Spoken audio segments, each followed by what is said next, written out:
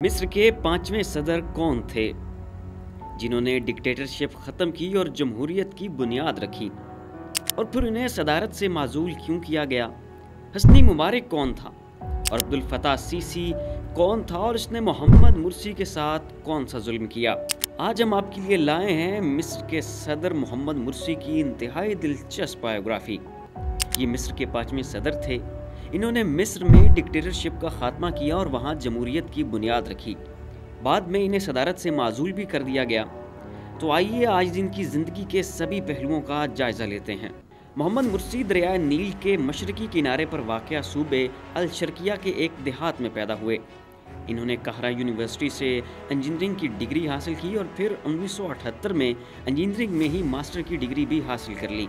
इसके बाद वो मज़ीद आला तालीम हासिल करने के लिए अमेरिका चले गए और 1982 में यूनिवर्सिटी ऑफ सदर्न कैलिफोर्निया से इंजीनियरिंग में डॉक्टरेट किया। ये 1985 तक कैलिफोर्निया स्टेट यूनिवर्सिटी में बतौर प्रोफेसर खिदमात सरअंजाम देते रहे।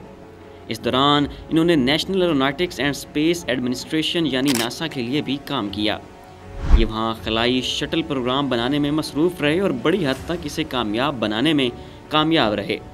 लेकिन फिर 1985 में ये मिस्र वापस आ गए और एक मकामी यूनिवर्सिटी में इंजीनियरिंग के प्रोफेसर बन गए। इनका ये ओहदा 2010 तक बरकरार रहा। इसके बाद मुर्सी इख्वानुल मुस्लिमीन के रुकन की हैसियत से सियासत में सरगर्म हो गए।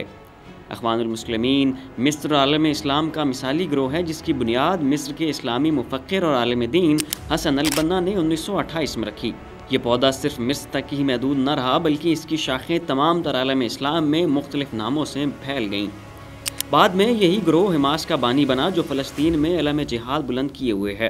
सन 2000 में मुर्सी अवामी असम्बली के लिए मुंतखब हो गए। इख्वानुल मुस्लिमीन एक इस्लामी तंजीम थी जिस पर मिस्र में बाज़ाब्ता तौर पर पाबंदी आयद थी। अब चूँकि वो डायरेक्टली इख्वान से मुंसलिक रहने की वजह से इलेक्शन में हिस्सा नहीं ले सकते थे, सो इसलिए वो आज़ाद हैसियत से इस नशिस्त पर फाइज रहे। इस दौरान मुर्सी ने हुकूमत पर दबाव डाला कि वो सियासी इस्लाहात नाफिज करे।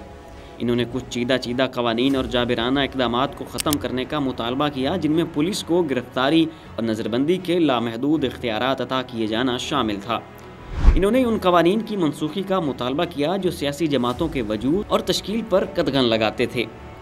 दरअसल उस वक्त के मिस्री सदर हुस्नी मुबारक ने पॉलिटिकल इंजीनियरिंग के लिए ख़ास किस्म के कवानीन बना रखे थे, जिनके ज़रिए वो दीगर सियासी पार्टियों और अपने मुखालिफिन को ज़दोकोब किया करता था।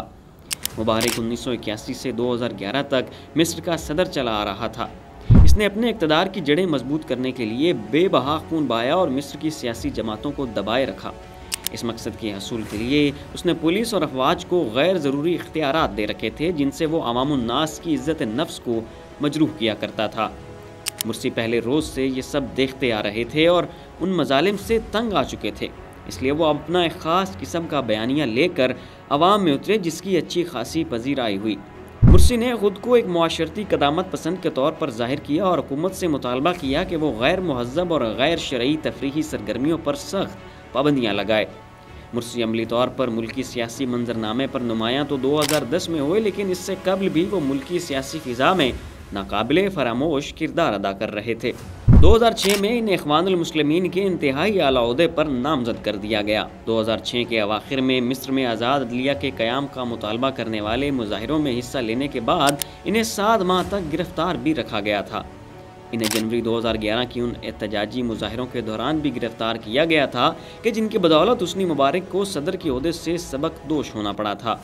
मुबारक की माजूली से इख्वानुल मुस्लिमीन के लिए मिस्री सियासत में खुलकर हिस्सा लेने का रास्ता साफ हो गया और इस मकसद के लिए इस ग्रुप ने फ्रीडम एंड जस्टिस नामी नई पार्टी तश्कील दी और मुल्की सियासत में अहम किरदार अदा करने के लिए ख़ुद को अवाम के सामने पेश कर दिया।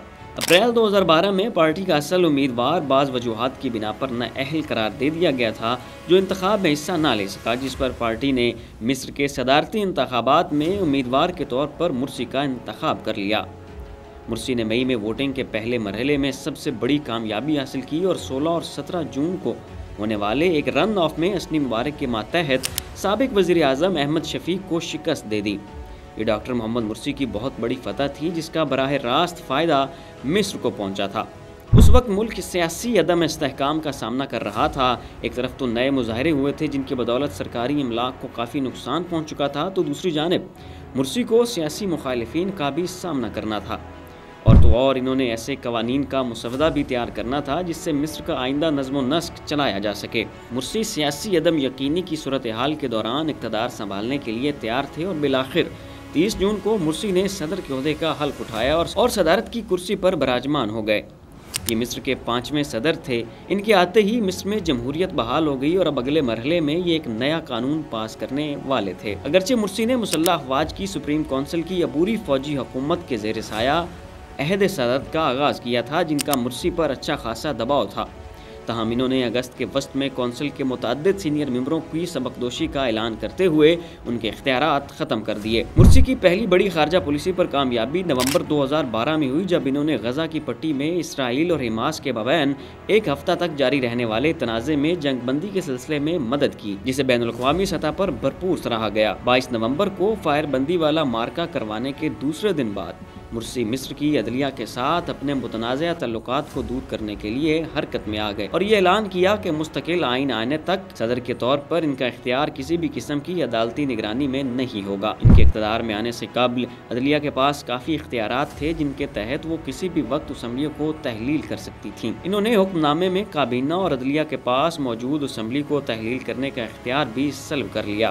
ناظرین، مصر میں ایک 100 رکنی حلقہ بھی تشکیل دیا گیا تھا، جو ایک نئے قانونی مسودے کو تیار کرنے کا ذمہ دار تھا۔ اس کے ساتھ ہی مرسی نے حسنی مبارک کے خلاف احتجاج کرنے والے مظاہرین کے خلاف تشدد میں ملوث عہدیداروں کے خلاف کارروائی کے لیے بھی راستہ کھول دیا۔